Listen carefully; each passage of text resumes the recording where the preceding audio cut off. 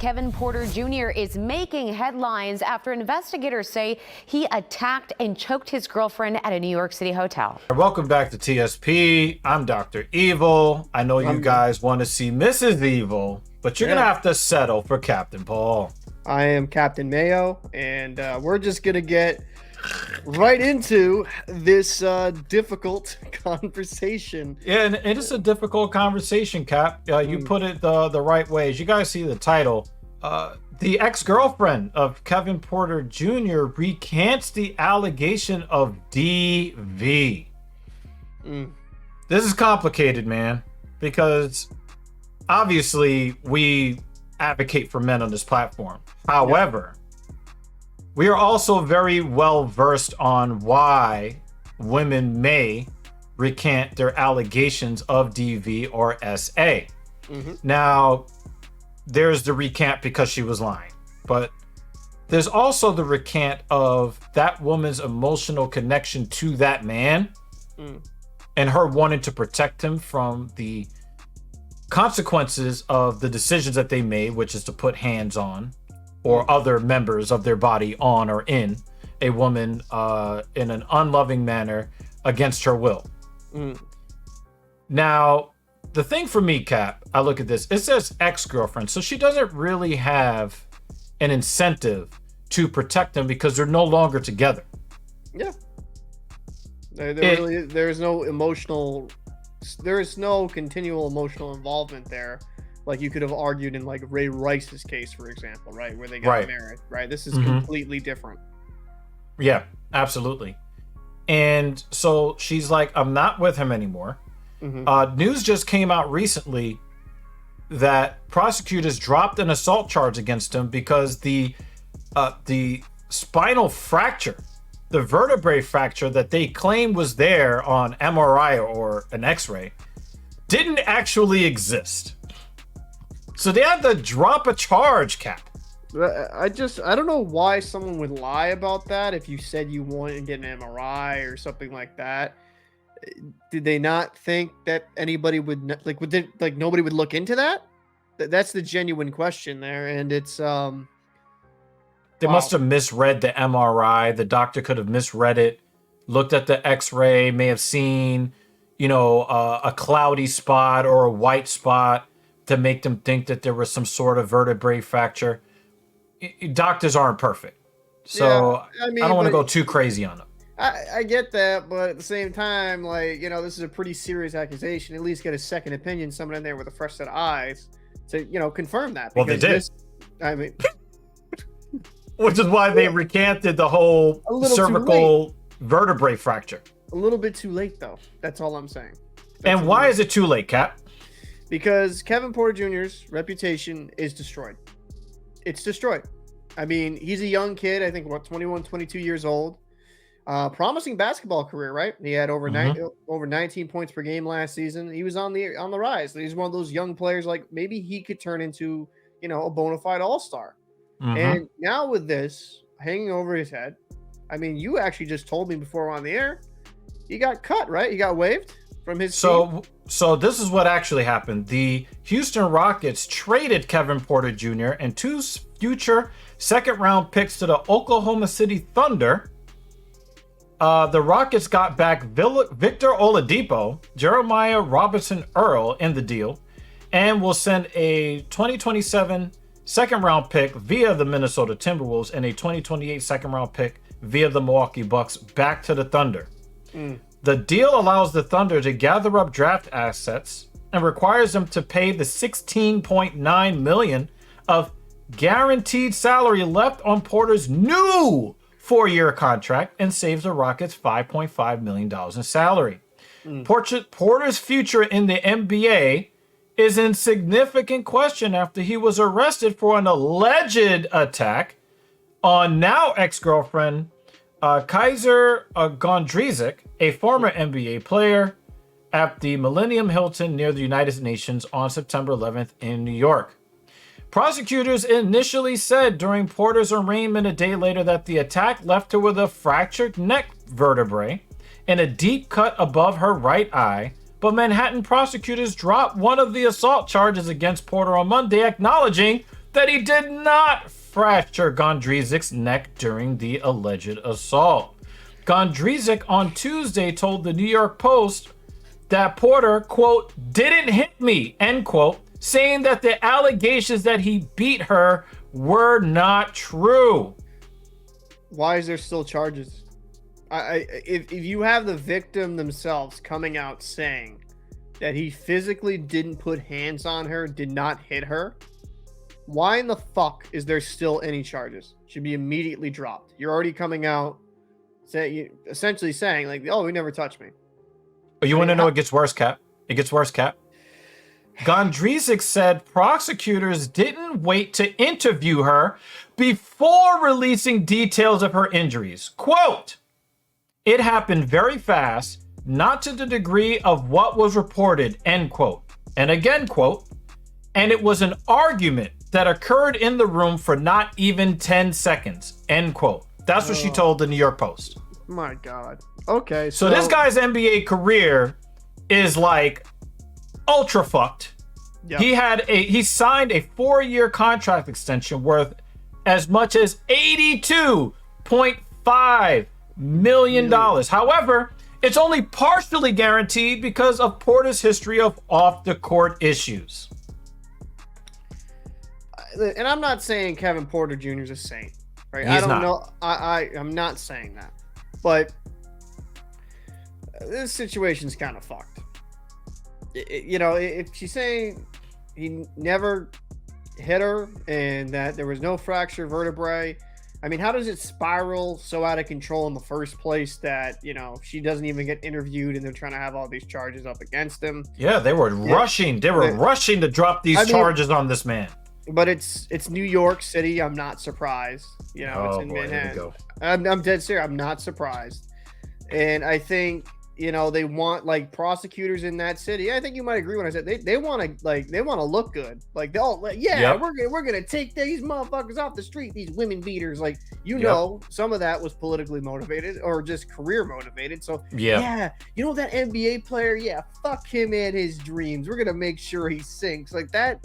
Unfortunately, that is how it works, and especially in a city as big as New York, where people want to make a name for themselves. As for the particular situation between Porter and his ex-girlfriend, I think it's kind of cut and dry. If he never physically even touched her, never physically beat her, never fractured vertebrae, like that's a pretty serious injury.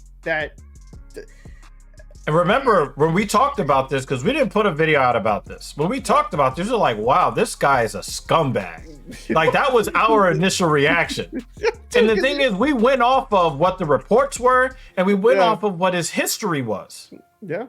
So we're back to Trevor Bauer all over again. Yeah, and I think we're starting to see a theme of men being falsely accused, and now it's starting to turn around, and a lot of these women are being exposed for the frauds that they are. Now, I don't know. But we don't even know if this woman is the fraud. That's because it was the prosecutor that ran. Yeah, no. We're gonna nail him to the wall. Hey, did you interview me first? No, that's what I was gonna say. Is that we don't know in this particular situation what exactly happened, because she also could, I'm just being honest here. She also could be trying to oh shit, I didn't lie, and just try to maybe whatever. But if it is indeed true, they never even interviewed her, and then now they're just putting a bunch. You didn't even do your job. It's crazy. The first thing you do is interview the victim, so you actually know what the fuck you're talking about. Yeah, it's just. Also, remember too. Insane. Guess who else is facing charges off of what looks like a false allegation here in New York? Jonathan Majors. I know this is outside the realm of sports, but the same thing happened. His publicist dropped him. His agency dropped him. The U.S. Army dropped him. Huh? He got dropped from a lot of roles too, right? He got, they're talking about, him, everybody talks about how great he was as King the Conqueror in the MCU. And that's now in question. Everything is now in question. And it turns out that she was the one that not only did she not sustain any injuries in the fracas in the back of the Uber, But the Uber driver is saying that she was the aggressor. She was the abuser. She did not suffer any injuries at all while in the car. And they showed her away from him, clubbing the same night with no hand injuries. Because the claim is that, he broke her finger. No hand injuries after the encounter whatsoever. Yeah. And then she ends up with a hand injury much later. He's the one that was actually assaulted. So now it's again looking like, but Jonathan Major has already paid the consequences as if he did commit the crime. And now we're finding out that Bauer didn't commit the crime. Kevin Porter Jr. might not have committed the crime. And there is a whole bunch, there's a wealth of evidence to show that Jonathan Majors did not commit the crime. But they've already suffered the consequences as if they did already. So how do we fix this? You can't. I mean, you can't fix this. This is not something. Now, Porter Jr. has the highest possibility due to his age. He's being like 22 at this point, still having a lot of career ahead of him, maybe getting another contract. But unfortunately, due to the Might have to play overseas, man. I mean, I think he's good enough where you'll have some team take a flyer on him just because he's so young. But unfortunately, I'll be quite frank. The stigma is always going to be there, regardless of if he's guilty or not, right? Yep. If he's proven innocent, it doesn't even matter because in people's minds, the first he's still guilty. First news report is still guilty. Like you still have people try to say Trevor Bauer is still guilty or Majors is still guilty. That is just the world that we live in because people don't like to go back and research and go up to the follow-up story. The initial story is always going to be the largest. As for him and his career, we'll have to see how this plays out because if he was just waived by the Oklahoma City Thunder, if I'm a basketball team and it's proven that he's innocent, I would take a flyer, but there's always going to, there might be a bit where he just doesn't play for a year or maybe he does have to go play up in Europe. But I think considering his age, there'll be some type of team that's like, all right, let's take a flyer, see if this kid is going to be good for the locker room. And it's unfortunate that a lot of young black men, young men in general, are just being falsely accused. And I'll just say this: New York City apparently hates black men. Just from my honest perspective, like I'll be straight, man. Like Majors, now this kid, if this all turns out to be fake bullshit, I'm like, DEG, I don't know if you should be up in Manhattan because you could be walking the street like, petting a dog or some shit, and then you get accused of domestic abuse. I don't know. Well, that's why I drive everywhere, Cap. I'm just saying. Wild times we live in, son. Yeah, it's really unfortunate because again, we have to confront the long-term ramifications of a string of false claims involving women. It is going to make it harder for women who are actually abused to be believed when they do come forth with an accusation. And then when women are seeing that women with true accusations, where the other person, be it woman or man, they find out that the person actually, it actually turns out that it was true. People still may not believe her. And then she becomes a victim twice over. It's like, but nobody's thinking about that woman.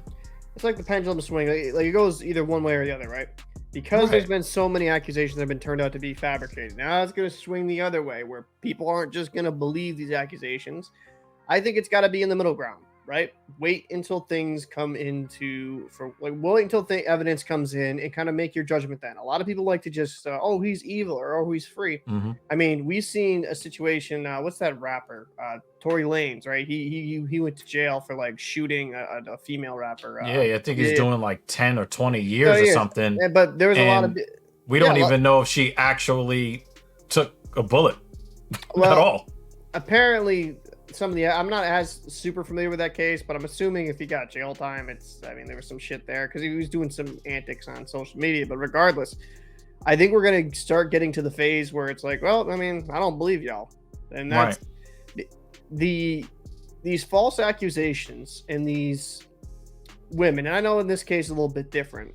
When they continue to do this toxic type behavior, it just makes it harder for other people to believe future victims. Right. And that's the shame in this. That's Yep. the damn shame in this. Yeah. And I think that it's also important to note that, or I would say the hope would be, like you said, there's a pendulum, right? Either it's we don't believe women at all, or it's believe all women. But I'm hoping that we get to a place where we get to believe all evidence. Yeah. You get what I'm saying? Yeah. I think that is a happy middle ground between not believing anybody and believing everybody. Right somewhere in the middle is gather the evidence, wait until the evidence has been gathered, and then when somebody's guilt has been proven beyond a reasonable doubt, or their innocence has been proven beyond a reasonable doubt, we act accordingly to the outcome of gathering all of the evidence and interviewing all of the witnesses. And in this case, with Kevin Porter Jr., could you actually talk to the victim before you go running and blabbing your mouth about broken necks? I mean, that's a small ask, but fair enough. Fair enough. Fair enough. So in the comments section below, guys, we want to know where you stand. Do you know anything about this Kevin Porter Jr. case? Do you believe that he is innocent? Do you believe he's guilty? Do you believe that maybe it might be a little bit somewhere in the middle? How do you feel about this trend of men being accused either by a victim or by a prosecutor and actually having the accusations not really stick? How does that affect your view of how we adjudicate these situations? And by extension, how do you feel about these sports leagues and these other for-profit entities like Disney making moves against men before we find out whether they're guilty or innocent? Definitely leave your comments down below. And before we get out of here, we are a black-run business based out of New York City. If you want to keep Dr. Evil Genius away from bars, out of bars, free like he should be, make sure to hit that subscribe button, like, and comment down below. With one little subscription, one little view and like, we can afford a Happy Meal a month. So for TSP, we bring a lot of cold truths And the hot takes. We'll see you in the next one. Support black businesses.